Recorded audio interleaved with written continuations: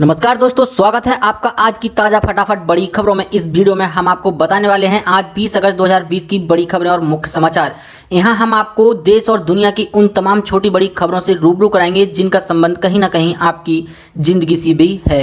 देश में corona virus के मामले लगातार बढ़ रहे हैं, वहीं रिकवर होने वालों की संख्या में भी लगातार इजाफा हो रहा है।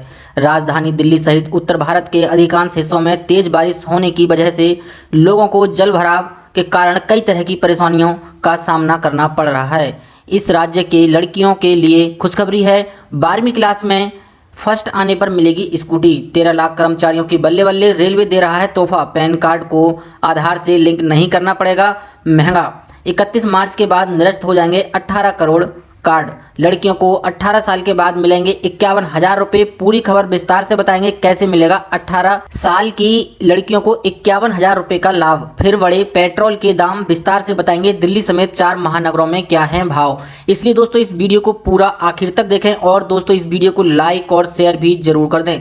तो बढ़ते हैं आज की पहली बड़ी खबर की ओर। जी हाँ दोस्तों, देश की राजधानी दिल्ली भारी बारिश से परेशान है। परसों रात से हो रही बरसात के कारण दिल्ली की सड़कों पर कई जगह पानी भर गया है, जिससे जनजीवन अस्त व्यस्त हो गया है। जल जमाव के कारण लोगों को ऑफिस जाने में बहुत ही दिक्कतों का सामना करना पड़ रहा है। भारतीय मौसम विभाग ने कहा है कि अगले कुछ घंटों के दौरान दिल्ली एनसीआर समेत देश के कई इलाकों में भारी बारिश होने की आशंका है। अगले कुछ घंटे के दौरान पूरी Delhi, IGI airport, Dadri, Ghaziabad, Noida, greater Noida, Ballabhgarh, Faridabad, Gurugram, Sohna, Modi Nagar, Pilkhuwa, Bulandshahr, Sikandrabad में हल्की से मध्यम बारिश होगी। इस दौरान आंधी भी चल सकती है।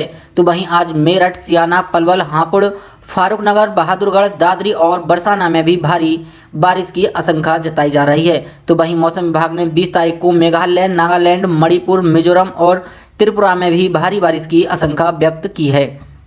तो वहीं अगले 24 घंटे के दौरान दिल्ली, गुरुग्राम, मानेसर, बिजनौर, चांदपुर के अलग अलग स्थानों पर हल्की से मध्यम तीव्रता के साथ गरज के साथ बौछारें पड़ सकती हैं। तो वहीं यूपी के आगरा, बरसाना, गढ़मुक्तेश्वर, हस्तिनापुर, खतौली, यमुनानगर, कुरुक्षेत्र, बिजनौर, चांदपुर में अगले 2 घंटे में हल्की से मध्यम तीव्रता वाली बारिश होने का अनुमान है। तो वहीं मौसम विभाग ने उत्तराखंड में भी भारी से बहुत भारी बारिश की चेतावनी जारी की है। इसके बाद शासन ने जिलाधिकारियों के साथ ही आपदा प्रबंधन से जुड़े विभागों को हाई अलर्ट पर रखा है। मौसम विभाग ने कहा है कि राज्य के कई शहरों में नदियों में जलभराव के कारण नदियों में उफान आया हुआ है, जिसके वजह से कई इलाकों में बरसाती पानी भर गया है। जिला प्रशासन ने नदियों में आए उफान के बाद किनारों पर बसे लोगों को अलर्ट जारी कर दिया है और सभी को नदी से दूर जाने से रोकने के लिए अलर्ट जारी कर दिया है। स्थानीय लोगों को घर से ना निकलने से अपील की जा रही है। इस राज्य की लड़कियों के लिए खुशखबरी है, 12वीं में फर्स्ट आने पर मिलेगी स्कूटी। देश में लड़कियों को आगे बढ़ाने के लिए कई तरह की योजनाएं चलाई जा रही हैं। इसी बीच एक बड़ी खबर असम से आ रही है। यहाँ की सरकार ने ये फैसला किया है कि 12वीं के एग्जाम में फर्स्ट डिवीजन से पास होने वाली लड़कियों को सरकार की ओर से स्कूटी दिया जाएगा। मिली जानकारी के मुताबिक राज्य सरकार ने इसको लेकर मंजूरी भी दे दी है। मंगलवार को राज्य के शिक्षा मंत्री हेमंत बिस्व शर्मा ने कहा है कि प्रज्ञान भारती स्कीम के तहत असम उच्चतर माध्यमिक शिक्षा परिषद की 12वीं कक्षा में फर्स्ट क्लास पास होने वाली लड़कियों को स्कूटी दिया जाएगा। इस योजना के तहत राज्य में 22,000 स्कूटी बांटी जाएंगी। राज्य के शिक्षा मंत्री ने कहा कि अगर किसी लड़की को स्कूटी लेना है तो वो वेबसाइट से जाकर ऑनलाइन फॉर्म अप्लाई कर सकती है। आपको बता दें कि हर स्कूटी के लिए बजट 50 से 55,000 रुपये तय की गई है, जिसका वितरण फर्स्ट डिवीजन से पास होने वाली लड़कियों में किया जाएगा। साथ ही बढ़ते हैं आज की एक और बड़ी खबर की ओर। पैन को आधार से लिंक करना नहीं पड़ेगा महंगा, 31 मार्च के बाद निरस्त हो जाएंगे 18 करोड़ कार्ड। केंद्र सरकार लगातार आधार से पैन कार्ड को लिंक करने की समय सीमा बढ़ाती आ रही है। अब आयकर विभाग के मूड में है कि 31 अगस्त की समय सीमा तक आधार के साथ लिंक नहीं करने के कारण करीब 18 करोड़ पैन कार्ड को निरस्त किया जा सकता है। 2 विभागीय अधिकारी ने नाम नहीं बताने की शर्त पर कहा कि अब आयकर विभाग आर्टिफिशियल इंटेलिजेंस से लैस है, इसलिए कई पैन का उपयोग करके उच्चतम मूल्य के लेन देन का संचालन करने वालों के खिलाफ कार्रवाई के लिए तैयार है। उन्होंने कहा कि सरकार उन बेईमान लोगों के खर्चे के पैटर्न को ट्रैक करने के लिए उच्च मूल्य के लेन देन की सूची का विस्तार कर रही है, जो विलासिता पर बड़ी रकम खर्च करते हैं। वित्तीय लेन देन का ब्यौरा प्रदान करता है, जिसे पहले करदाताओं द्वारा किए गए निर्धारित उच्च मूल्य के लेन देन को ट्रैक करने के लिए एक वार्षिक सूचना रिटर्न के रूप में जाना जाता था। विभाग बैंकों, वित्तीय संस्थानों, म्यूचुअल फंड, क्रेडिट कार्ड कंपनियों और अन्य संस्थाओं के माध्यम से इस तरह के व्यय का विवरण प्राप्त करता है। एक अधिकारी ने कहा, यह आश्चर्य की बात है कि 130 करोड़ की आबादी में केवल 1.5 करोड़ आयकर में योगदान करते हैं। प्रधानमंत्री नरेंद्र मोदी ने भी हाल ही में इस ओर इशारा किया था। उपलब्ध आंकड़ों का सुझाव है कि आधार का विस्तार करने की तत्काल आवश्यकता है।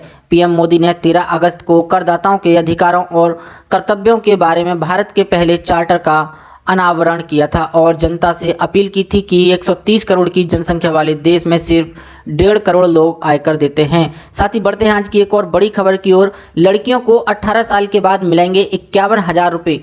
जाने कैसे मिलेगा लाभ। लड़कियों के सुरक्षित भविष्य के लिए यूपी सरकार कई तरह की योजनाएं चला रही है। इस कड़ी में गरीब लड़कियों की विवाह में आर्थिक सहायता के लिए यूपी शादी अनुदान योजना प्रारंभ की गई है। इस योजना के तहत 18 साल के बाद लड़की के विवाह लायक होने पर 51,000 रुपये की सहायता दी जाती है। इसी तरह भाग्य लक्ष्मी योजना के तहत बेटियों को उसके जन्म से लेकर उसकी पढ़ाई तक का खर्चा सरकार उठाती है। इसका मकसद लड़कियों के भविष्य को मजबूत करना है, उनके पढ़ाई लिखाई में आर्थिक सहायता करना है। उत्तर प्रदेश शादी अनुदान योजना में 18 वर्ष बाद लड़की को विवाह की आयु में 51,000 रुपये की आर्थिक सहायता दी जाती है। इस योजना का फायदा उठाने के लिए लड़की की आयु 18 वर्ष या उससे ज़्यादा होनी चाहिए, लेकिन विवाह के लिए आयु 21 वर्ष या उससे ज़्यादा होनी चाहिए। इस योजना के तहत एक परिवार से 2 लड़कियां अनुदान पाने की पात्र होंगी। उत्तर प्रदेश शादी अनुदान का मकसद आर्थिक रूप से निर्बल लोगों की सहायता करना है, जो पैसों की तंगी के कारण अपनी बेटी की विवाह समय पर या अच्छी तरह से नहीं कर पाते हैं। इस योजना के तहत अनुसूचित जाति, अनुसूचित जनजाति, अल्पसंख्यक, आर्थिक रूप से निर्बल, सामान्य वर्ग व अन्य पिछड़ा वर्ग के परिवार की लड़कियों की विवाह के लिए प्रदेश सरकार आर्थिक सहायता देगी। साथ ही बढ़ते हैं आज की एक और बड़ी खबर की ओर। फिर बढ़े पेट्रोल के दाम। दिल्ली समेत 4 महानगरों में क्या हैं भाव। एक दिन के विराम के बाद गुरुवार को फिर पेट्रोल के दाम में बढ़ोतरी दर्ज की गई है। देश की राजधानी दिल्ली में पेट्रोल 81 रुपये प्रति लीटर हो गया है, जबकि चेन्नई में पेट्रोल का भाव 84 रुपये प्रति लीटर के पार चला गया है। हालांकि डीजल के दाम में स्थिरता बनी हुई है। उधर अंतर्राष्ट्रीय बाजार में कच्चे तेल के दाम में लगातार दूसरे दिन नरमी बनी हुई है। बेंचमार्क कच्चा तेल ब्रेंट क्रूड का भाव $45 प्रति बैरल से नीचे आ गया है। तेल मार्केटिंग कंपनियों ने दिल्ली, कोलकाता, मुंबई और चेन्नई चारों महानगरों में गुरुवार को पेट्रोल के दाम में 10 पैसे प्रति लीटर की बढ़ोतरी की है। इंडियन ऑयल की वेबसाइट के अनुसार दिल्ली, कोलकाता, मुंबई और चेन्नई में पेट्रोल का दाम 81 रुपये, 82 रुपये और 87 रुपये प्रति लीटर हो गया है। हालांकि चारों महानगरों में डीजल की कीमत 73 रुपये, 77 रुपये और 80 रुपये पर स्थिर बनी हुई है। साथ ही बढ़ते हैं आज की एक और बड़ी खबर की ओर। 13 लाख कर्मचारियों की बल्ले बल्ले रेलवे दे रहा है तोहफा। देश भर में इस समय कोरोना महामारी का दौर चल रहा है। इसकी वजह से छोटी से लेकर बड़ी चीज़ों पर काफ़ी असर पड़ा है। ऐसे में अगर सब ठीक ठाक रहा तो मुमकिन हो सकता है कि आने वाले दिनों में भारतीय रेलवे अपने कर्मचारियों को केंद्र सरकार की तरफ से हेल्थ इंश्योरेंस की सुविधा दे। असल में बात यह है कि भारतीय रेलवे अपने कर्मचारियों को एक खास स्वास्थ्य बीमा योजना मुहैया कराने की योजना में है। भारतीय रेलवे के बयान के अनुसार रेलवे पहले ही अपने कर्मचारियों और उनके आश्रित परिजनों को रेलवे कर्मचारी उदारीकृत स्वास्थ्य योजना और केंद्रीय कर्मचारी स्वास्थ्य सेवा के जरिए चिकित्सा स्वास्थ्य सुविधाएं उपलब्ध करा रहा है। आगे रेलवे के इस बयान में कहा गया, भारतीय रेलवे अब रेलवे कर्मियों के चिकित्सकीय उपचार के दायरे को बढ़ाने पर विचार कर रहा है। ऐसे में अब इसी के अनुरूप भारतीय रेल कर्मियों के लिए समग्र स्वास्थ्य बीमा योजना से जुड़े सभी पहलुओं को परखने के लिए एक समिति की स्थापना की गई है।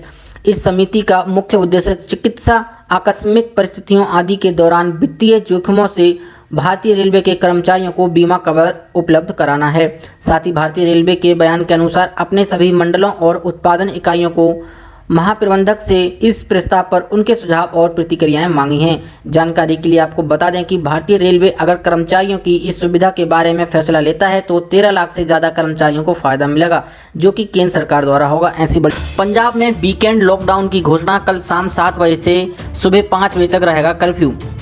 पंजाब में बड़े पैमाने पर कोविड-19 से निपटने के लिए युद्ध जैसी तैयारी का आह्वान करते हुए पंजाब के मुख्यमंत्री कैप्टन अमरिंदर सिंह ने गुरुवार को एक नया आदेश जारी किया है, जिसमें कल रात से सप्ताह में लॉकडाउन की विस्तार शामिल है।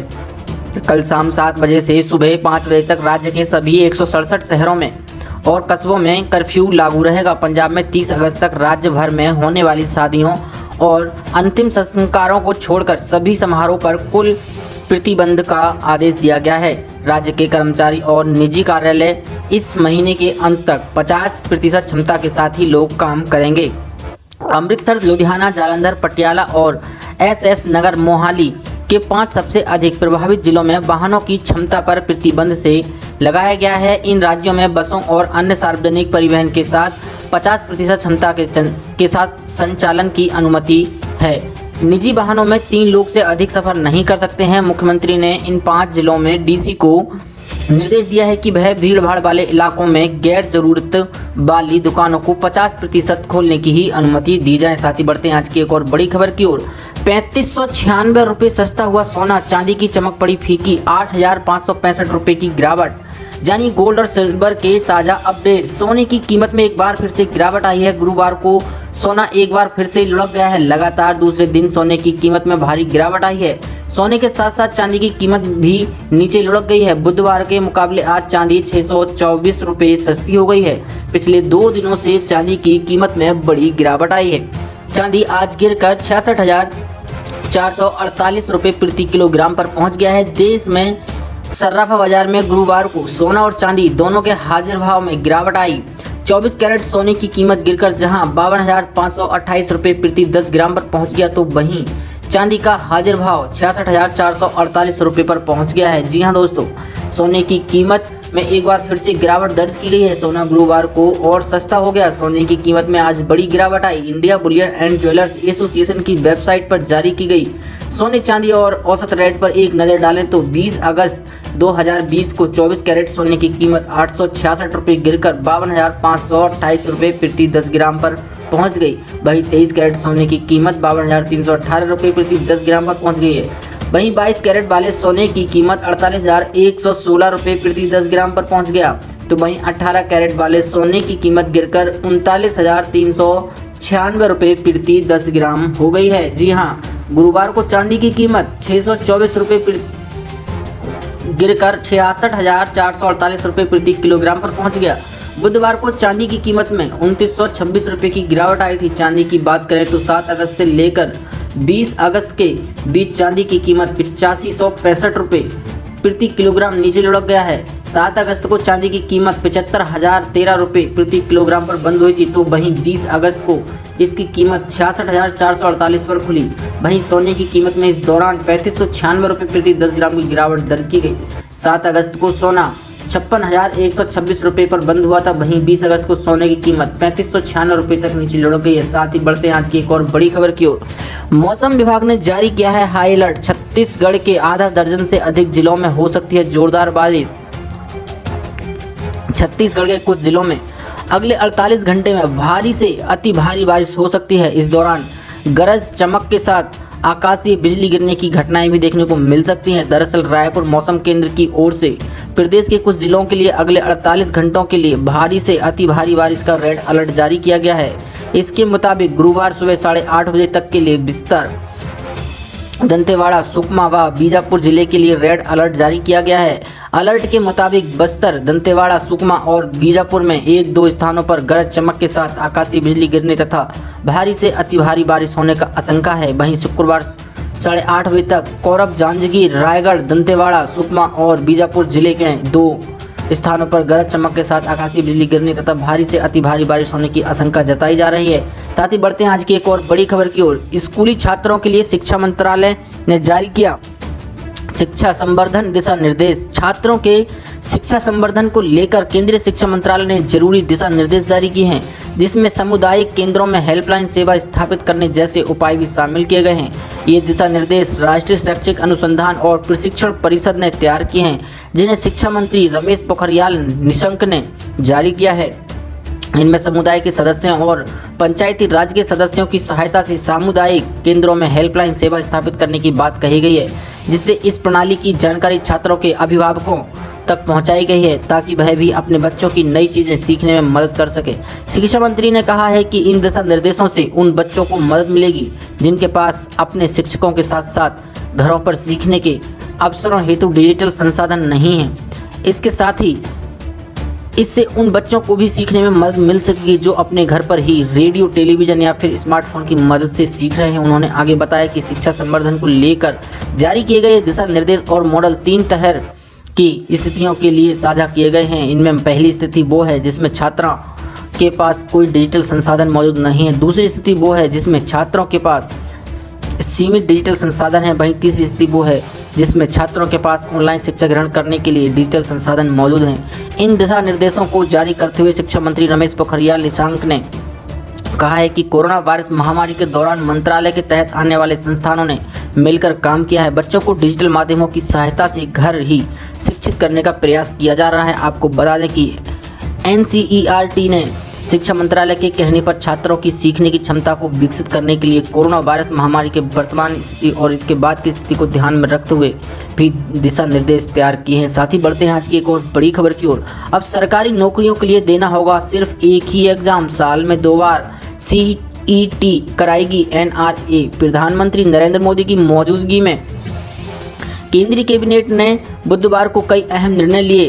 केंद्रीय मंत्रिमंडल ने भर्ती के लिए नेशनल रिक्रूटमेंट एजेंसी के गठन को मंजूरी दे दी है। केंद्र सरकार NRA की सरकारी नौकरियों के लिए एक कॉमन एलिजिबिलिटी की टेस्ट कराएगी। जी हां, प्रधानमंत्री नरेंद्र मोदी की मौजूदगी में केंद्रीय कैबिनेट में बुधवार को कई अहम निर्णय लिए गए। केंद्रीय मंत्रिमंडल ने भर्ती के लिए नेशनल रिक्रूटमेंट एजेंसी के गठनों को मंजूरी दे दी है। केंद्र सरकार NRA की सरकारी नौकरियों के लिए एक कॉमन एलिजिबिलिटी टेस्ट कराएगी। इससे करीब 2.5 करोड़ आवेदकों को एक से ज़्यादा परीक्षाओं में बैठने से निजात मिलेगी।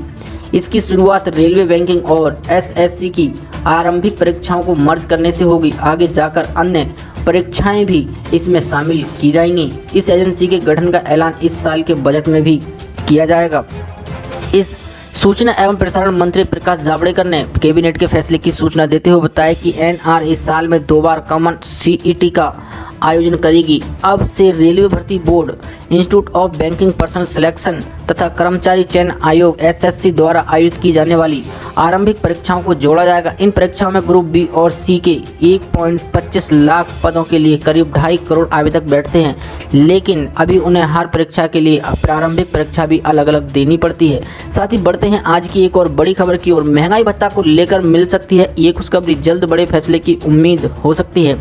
केंद्र सरकार के कर्मचारियों के लिए अच्छी खबर है, महंगाई भत्ता में बढ़ोतरी की उम्मीद है। केंद्र सरकार के कर्मचारी जुलाई 2021 से जनवरी-जून 2020 की अवधि के लिए DA में इजाफा होने की उम्मीद कर रहे हैं। हालांकि इस संबंध में केंद्र सरकार की ओर से कुछ नहीं बताया गया है। श्रम मंत्रालय के AICPI अखिल भारतीय उपभोक्ता मूल्य सूचकांक के अनुसार जनवरी-जून 2020 की अवधि में मुद्रास्फीति 2% बढ़ी है। जी बिजनेस की रिपोर्ट के अनुसार बढ़ती महंगाई को देखते हुए केंद्र सरकार अपने कर्मचारियों को जल्द ही DA में बढ़ोतरी की खुशखबरी दे सकती है। विशेषज्ञ DA में अभी 3% के इजाफे की उम्मीद कर रहे हैं। हालांकि अभी तक कोई आधिकारिक घोषणा नहीं हुई है।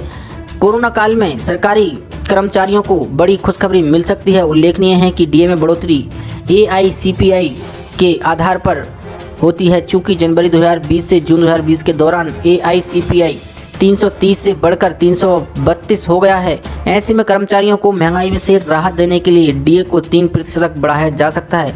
वर्तमान में केंद्र सरकार के कर्मचारियों को 17% DA मिल रहा है, जबकि कोरोना वायरस महामारी से उपजे संकट को देखते हुए केंद्र सरकार ने जून 2021 तक सभी का महंगाई भत्ता फ्रीज करने का निर्णय लिया है। इससे केंद्र सरकार के खजाने में 37,000 करोड़ रुपए की बचत होगी। हालांकि इसका मतलब ये नहीं है कि इस अवधि के लिए DA रद्द किया गया है, यानी कि DA को जुलाई 2021 से कर्मचारियों के मासिक वेतन में जोड़ दिया जाएगा। ऐसी बड़ी खबरों को देखने के लिए हमारे चैनल को सब्सक्राइब करें और इस वीडियो को लाइक शेयर जरूर कर दें।